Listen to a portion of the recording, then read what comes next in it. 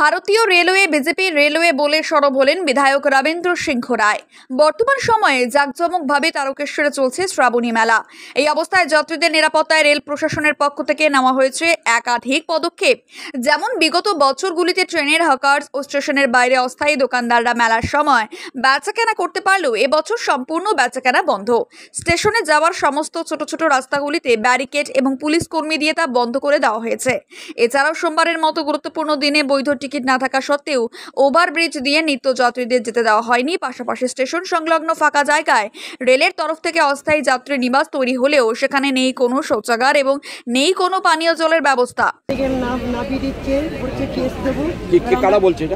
এটা আরপিএফ যারা স্টেশনে আছে তারা মানে উঠতে দিচ্ছে না ট্রেনে, বলছে ট্রেনে মাল লাগাতে দিচ্ছে না স্টেশনে, হয়তো ট্রেন থেকে ওপার থেকে এপারে এলাম। এটা হয়ে গেল আজকে থেকে 2-3 মাসের বেশি হচ্ছে। জিনিস পয়সা চাই, দিচ্ছে পয়সা ওনারা মানে দিচ্ছে না। যার পাপড় খেয়ে নিচ্ছে, কারোর সম্পরি খেয়ে নিচ্ছে, এটা পয়সা দিচ্ছে না। এবার আপনারা বলুন আমরা কী করে খাবো? আমাদের তো ছোটো ছোটো বাচ্চা আছে, আমরা সুগারের প্রেশারের রুগী মানুষ আছে, মেলা ফেলাও করি, সেখানেও কোনো জায়গা দিচ্ছে না বসার জন্য, খুব ঝামেলা করছে। তাহলে আমাদের পেটটা কী করে চলবে? আমরা কি চুরি চামারি করবো? দাঁড়িয়ে দিচ্ছে, বসতে দিচ্ছে না। আর বাইরেকারের লোক মানে প্যারা বেঁচে চলে গেল, আমাদেরকে বসতে দিল না। মাল ফাল নিয়ে খিস্তি গালাগালি দিচ্ছে। এই আত্মীয়রা করছে যে লাঠি নিয়ে, এরা অত্যাচার করছে। কবে এই সোমবারে তো, রবিবার সোমবারই তো করলো। সব মাল নিয়ে যাও, খিস্তি গালাগালি, মানে ভাষা বলছে, মানে আমাদের পয়সা দিতে হবে। বসতে দিচ্ছে, আমরা তো ওদিকে বসেছিলাম, এখানে বসেনি। কি চাইছে সেটাও বলছে না। আমরা কি চাইছি? আমরা মেলা বসবো, আমরা বসবো মানে খেলা ছুড়াই তো। সেই কালকেই একজনের আমাদের মানে ফলপটিকে ছুঁড়ে ফেলে দিল, তাকেও ধাক্কা মেরে দিল। মোটর সাইকেলে বলছে ব্রেক ফেল হয়ে গেছে। ঘটনা অনেকদিন দিয়ে হচ্ছে, আজ নয়। ধীরে ধীরে অত্যাচার করছে আমাদের উপরে। এই সমস্ত অভিযোগ তুলে আজ তারকেশ্বর স্টেশনে এলেন তারকেশ্বর বিধায়ক রামেন্দ্র সিংহ রায়। উপস্থিত ছিলেন তারকেশ্বর টাউন তৃণমূল কংগ্রেসের সভাপতি উত্তম ভান্ডারী সহ নেতৃত্ববৃন্দরা।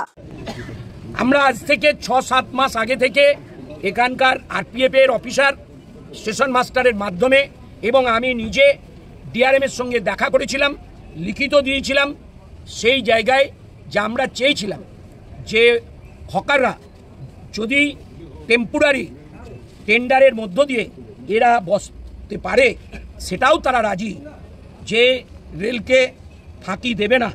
রেল যদি অস্থায়ী টেন্ডার করে এদের বসতে দেয়, তারও লিখিত দেওয়া হয়েছে। কিন্তু দেখতে পাচ্ছি এদেরকে তুলে দেওয়া হচ্ছে, তুলে দিয়ে নতুন করে একদম 1 নম্বর প্ল্যাটফর্মের বাইরে রাস্তাকে এনক্লোজ করে একটা দোকান দেওয়া হয়েছে। আজকে জানলাম এই এজেন্সি যে দোকান পেয়েছে এর বাড়ি হচ্ছে রাজস্থান, আর যে ভাইটি ওখানে কাজ করছে তার বাড়ি হচ্ছে নন্দীগ্রাম। তাহলে ভারতীয় রেল আর রইল না, এটা বিজেপির রেল হয়ে দাঁড়ালো। তার নিদর্শন হচ্ছে এই দোকান।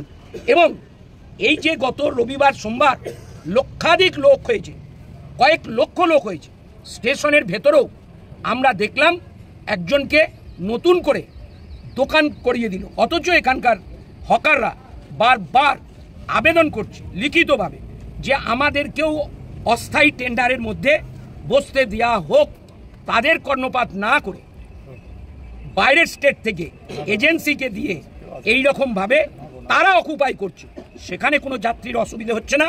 এই প্রশ্নও ওনাদের কাছে রেখেছি যে ইমিডিয়েট অস্থায়ী টেন্ডারের মধ্য দিয়ে যারা বসছিল তার থেকে একজন বেশি নয়, যারা বংশ পরম্পরায় 365 দিন এই হকারি করে থাকে তাদেরকে জায়গা দিন। আলোচনা শেষে কি সিদ্ধান্ত হয়েছে? ওনারা বললেন যে ওনাদের ঊর্ধ্বতন কর্তৃপক্ষকে জানাবেন এবং হকারদেরকে বললেন আপনারা একটা লিখিত আবেদন পুনরায় করুন। সেই আবেদন জমা দিচ্ছি। যদি 3-4 ঘন্টার মধ্যে এটা ওনারা না জানান, এই হকার ভাইদের বলবো, কারণ পেটকে রক্ষা করতে হবে, ফ্যামিলিকে রক্ষা করতে হবে। সুতরাং পুণ্যার্থীদের কথা ভেবে শনি, রবি, সোম তারা কোনো দোকান এখানেতে বসাবে না, কিন্তু মঙ্গল থেকে শুক্রবার তারা দোকান বসাবে। আমি বিধায়ক হিসাবেও পাশে আছি এবং এখানকার স্থানীয় মানুষরা এদের পক্ষে আছে। এছাড়াও কয়েকশো হকার এবং অস্থায়ী দোকানদাররা। এই বিষয়ে বিধায়ক বলেন, তারকেশ্বর স্টেশনে নবনির্মিত দোকানদাররা টেন্ডার পাচ্ছে রাজস্থানের এক ব্যবসায়ী এবং সেই দোকানে কাজ করছে নন্দীগ্রামের ছেলে। তাহলে তারকেশ্বরের ছেলেরা কি আঙুল চুষবে? এছাড়াও তিনি বলেন, বর্তমানে ভারতীয় রেলওয়ে বিজেপির রেলওয়ে হয়ে গেছে। তারকেশ্বর থেকে আশিস কুমার ঘোষের রিপোর্ট, মেমারি আপডেট।